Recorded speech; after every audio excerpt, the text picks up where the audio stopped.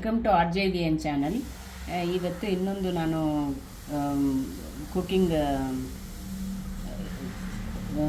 Vlog ಮಾಡ್ತಾಯಿದ್ದೀನಿ. ಅದು ಏನು ಅಂತ ಹೇಳಿದ್ರೆ ಕ್ಯಾಬೇಜ್ನಲ್ಲಿ ಕೂಟು. ಸೊ ಫಸ್ಟು ನಾನು ಇದಕ್ಕೆ ಸಿಪ್ಪೆ ತೆಗೆದಿರೋ ಹೆಸರುಬೇಳೆನ ತೊಗೊಂಡಿದ್ದೀನಿ.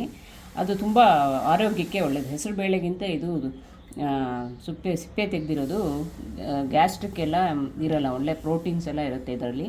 ಸೊ ಅದಕ್ಕೋಸ್ಕರ ನಾನು ಈ ಸಿಪ್ಪೆ ತೆಗೆದಿರೋ ಹೆಸರುಬೇಳೆ ತೊಗೊಂಡಿದ್ದೀನಿ. ಅದಕ್ಕೆ ನಾನು ಕ್ಯಾಬೇಜ್ನ ಹಾಕ್ತಾಯಿದ್ದೀನಿ. ಕ್ಯಾಬೇಜ್ ಒಂದು 1/4 kg ಅಷ್ಟು ಕ್ಯಾಬೇಜ್ಗೆ ಒಂದು 3 ಹಿಡಿ ಹೆಸರುಬೇಳೆ ಸಿಪ್ಪೆ ತೆಗೆದಿರೋ ತೊಗೊಂಡಿದ್ದೀನಿ. ಅದ್ರ ಜೊತೆ ಇದನ್ನು ಬೇಯಿಸ್ಕೊಂಡು ಆಮೇಲೆ ನೆಕ್ಸ್ಟ್ ಪ್ರೊಸೀಜರ್ ಏನು ಅಂತ ನಿಮಗೆ ಹೇಳ್ತೀನಿ. ಫಸ್ಟು ಕುಕ್ಕರಲ್ಲಿ ಇದನ್ನು ಬೇಯಿಸ್ಕೋಬೇಕು. ಈಗ ನಾನು ಈ ಹೆಸರು ಕಾಳು ಸಿಪ್ಪೆ ತೆಗೆದಿರೋದು ಮತ್ತು ಕೋಸನ್ನ ಸ್ವಲ್ಪ ಅರಿಶಿಣದ ಪುಡಿ ಹಾಕ್ಬಿಟ್ಟು ಕುಕ್ಕರಲ್ಲಿ ಇಡ್ತಾಯಿದ್ದೀನಿ. 1-2 ತೊಗರಿ ಕಾಳು ಇತ್ತು, ಅದನ್ನು ಕೂಡ ಹಾಕಿದ್ದೀನಿ ನಾನು, ತೊಗರಿ ಕಾಯಿ. ಸೊ ಇದನ್ನು ನಾನು ಈಗ ಕುಕ್ಕರಲ್ಲಿಟ್ಟು 3 ವಿಸಿಲ್ಲು ಕೂಗಿಸ್ಕೊತೀನಿ. ಆಮೇಲೆ ನೆಕ್ಸ್ಟ್ ಪ್ರೊಸೀಜರ್ ಹೇಳ್ತೀನಿ. ನೋಡಿ, ಇವಾಗ ಇದನ್ನು ನಾನು ಕುಕ್ಕರಲ್ಲಿಟ್ಟು ಬೇಯಿಸ್ಕೊತೀನಿ.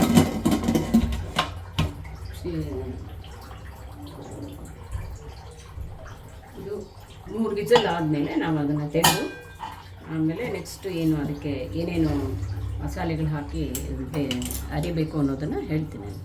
ಇವಾಗ ಈ ಕೂಟಿಗೆ ರುಬ್ಕೊಳ್ಳೋಕ್ಕೆ ಏನೇನು ಬೇಕು ಅಂತ ಹೇಳ್ತೀನಿ. ಕಡಲೆಬೇಳೆ ಸ್ವಲ್ಪ, ಕೊತ್ತಂಬರಿ ಬೀಜ ಮತ್ತು ಉದ್ದಿನಬೇಳೆ, ಮೆಣಸಿನ್ಕಾಯಿ ಒಣಗಿದ್ದು ನಾನು ಹಾಕ್ಕೊಂಡಿದ್ದೀನಿ, ಒಂದು 3 ಹಾಕ್ಕೊಂಡಿದ್ದೀನಿ. ಖಾರ ಇರೋರು ಸ್ವಲ್ಪ ಹಾಕ್ಕೋಬೋದು. ಆಮೇಲೆ ಒಂದಷ್ಟು ಮೆಣಸು, ಬ್ಲ್ಯಾಕ್ ಪೆಪ್ಪರ್ ಮತ್ತು ಜೀರಿಗೆ ಇದು, ಮತ್ತು ಇದನ್ನು ತೆಂಗಿನಕಾಯಿ ಜೊತೆ ಹುರ್ಕೋಬೇಕು. ಈಗ ಫಸ್ಟ್ ಇದನ್ನು ನಾನು ತುಪ್ಪ ಹಾಕ್ತಾಯಿದ್ದೀನಿ.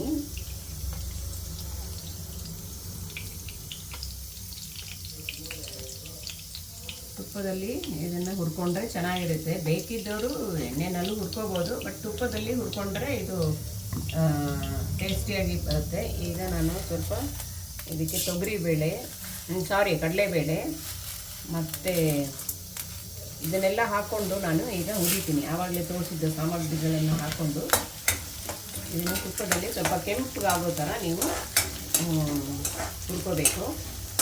ಆಮೇಲೆ ಇದಕ್ಕೆ ನಾನು ಸ್ವಲ್ಪ ಇಂಗು ಕೂಡ ಹಾಕ್ತಾಯಿದ್ದೀನಿ. ಇಂಗು 1-2 ಕ್ರಿಸ್ಟಲ್ ಹರಳಿನ ಇಂಗು ನಾನು ಯೂಸ್ ಮಾಡ್ತಾ ಇರೋದು. SST ಇಂಗು ಪೌಡ್ರು ಕೂಡ ಹಾಕೋಬೋದು. ಎಲ್ಲ ಇದಕ್ಕೆ ಒಳ್ಳೆಯದು, ಗ್ಯಾಸ್ಟ್ರಿಕ್ಗೆಲ್ಲ ಇಂಗು ಹಾಕಿದ್ರೆ ತುಂಬ ಒಳ್ಳೆಯದು, ಒಳ್ಳೆ ಜೀರ್ಣಕಾರಿ ಅದು. ಸೊ ಇದನ್ನು ಚೆನ್ನಾಗಿ ನಾವು ಕೆಂಪಿಗೆ ಹುರ್ಕೋಬೇಕು. ಆಮೇಲೆ ಸ್ವಲ್ಪ ತೆಂಗಿನಕಾಯಿ ತುರಿ,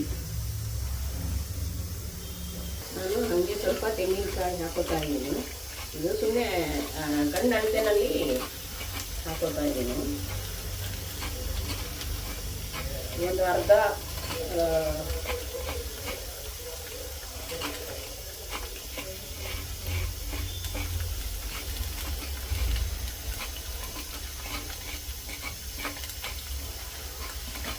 ನೋಡಿ, ಇದನ್ನೆಲ್ಲ ಈ ಥರ ಹುರ್ಕೋತಾ ಇದ್ದೀನಿ. ಸ್ವಲ್ಪ ತೆಂಗಿನಕಾಯಿಯೂ ಹಾಕಿದೆ. ಬೇಕಂದರೆ ಕೊಬ್ಬರಿ ಕೂಡ ಹಾಕ್ಕೋಬೋದು. ಇಲ್ಲಿ ತೆಂಗಿನಕಾಯಿ ಹಾಕಿದ್ರೆ ಸ್ವಲ್ಪ ಇನ್ನೂ ಟೇಸ್ಟ್ ಚೆನ್ನಾಗಿರುತ್ತೆ ಅಂತ ತೆಂಗಿನಕಾಯಿ ಹಾಕಿದ್ದೀನಿ. ಇದನ್ನೆಲ್ಲ ಈ ಥರ ನೀವು ಕೆಂಪಿಗೆ ಹುರ್ಕೊಂಡಿದ್ದೀರಾ. ಇದು ಸ್ವಲ್ಪ ಆರಿದ ಮೇಲೆ ಇದನ್ನು ಮಿಕ್ಸಿ ಮಾಡಬೇಕು. ಸ್ವಲ್ಪ ಇದಕ್ಕೆ ನೀರು ಹಾಕ್ಕೋಬೇಕು. ಇವಾಗ ಈ ಥರ ಹೀಗೆ ಕೆಂಪಗಾಗಿದೆ. ಈಗ ಇದನ್ನು ನಾವು ಇದಕ್ಕೆ ಸ್ವಲ್ಪ ನೀರು ಬಿಟ್ಟು ಸ್ವಲ್ಪ ಆರಿದ ಮೇಲೆ ಅದನ್ನು ಚೆನ್ನಾಗಿ ಆರಿಸ್ಬಿಟ್ಟು ಚೆನ್ನಾಗಿ ನೈಸಾಗಿ ನಾವು ಮಿಕ್ಸಿನಲ್ಲಿ ಹುರ್ಕೋಬೇಕಾಗುತ್ತೆ. ಈಗ ನಾನು ಸ್ವಲ್ಪ ನೀರು ಬಿಡ್ತಾ ಇದ್ದೀನಿ ಇದಕ್ಕೆ.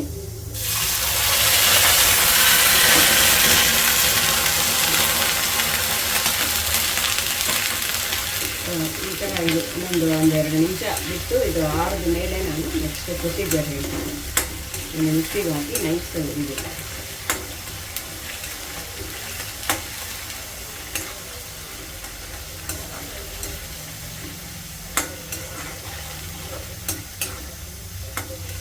ನೋಡಿ. ಈಗ ನಾನು ಮಸಾಲೆ ಎಲ್ಲ ಹುರ್ಕೊಂಡಿದ್ನಲ್ಲ, ಕೊತ್ತಂಬರಿ ಬೀಜ, ಕಡಲೆ ಬೇಳೆ, ಮೆಣಸು, ಜೀರಿಗೆ, ಒಣಗಿದ ಮೆಣಸಿನ್ಕಾಯಿ, ತೆಂಗಿನಕಾಯಿ ಎಲ್ಲನೂ ಹಾಕಿ ಇವಾಗ ನಾನು ಇದು ಆರಿದೆ. ಈಗ ಇದನ್ನೆಲ್ಲ ನಾನು ಹುರ್ಕೋತಾ ಇದ್ದೀನಿ. ಈ ಮಸಾಲೆನ ಆರಿದೆ ಇವಾಗ ಇದು. ಈಗ ನೋಡಿ ಹುರ್ಕೋತೀನಿ ನಾನು. ನೈಸಾಗಿ ಚಟ್ನಿ ಥರ ಹುರ್ಕೋಬೇಕು ಇದನ್ನು.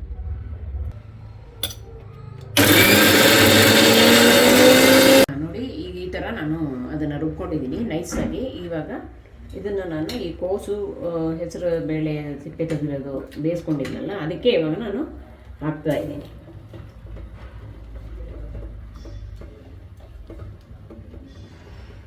ಇದು ಹಾಕ್ಬಿಟ್ಟು ನಾವು ಇದನ್ನು ಚೆನ್ನಾಗಿ ಕುದಿಸ್ಬೇಕು. ಇದಕ್ಕೆ ಸ್ವಲ್ಪ ಉಪ್ಪು ಹಾಕಬೇಕು.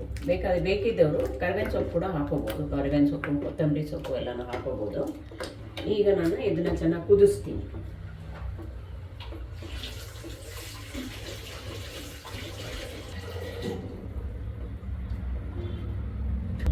ಇವಾಗ ಇದನ್ನು ಕುದಿಸ್ತಾ ಇದ್ದೀನಿ. ಇದು ಚೆನ್ನಾಗಿ ಕುದಿಬೇಕು.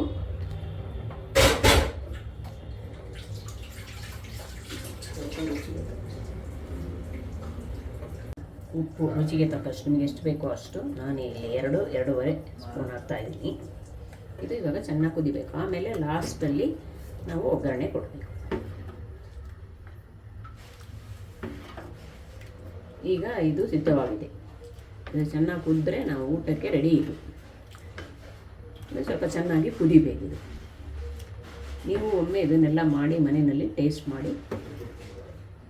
ಈ ವ್ಲಾಗ್ ನಿಮ್ಗೆ ಇಷ್ಟ ಆಯಿತು ಅಂದರೆ ಲೈಕ್, ಶೇರ್ ಆ್ಯಂಡ್ ಸಬ್ಸ್ಕ್ರೈಬ್ ಮಾಡಿ. Thank you. ನೋಡಿ ಇವಾಗ ಕುದೀತಾ ಇದೆ. ಈಗ ನಾನು ಒಗ್ಗರಣೆ ಹಾಕಿದ್ದೀನಿ, ಸಾಸಿವೆ ಒಗ್ಗರಣೆ. ಇದೇನೊಂದು 2 ನಿಮಿಷ ಕುದ್ರೆ ಸರಿ. ಇಷ್ಟು ಕುದಿಬೇಕು ಸರ್.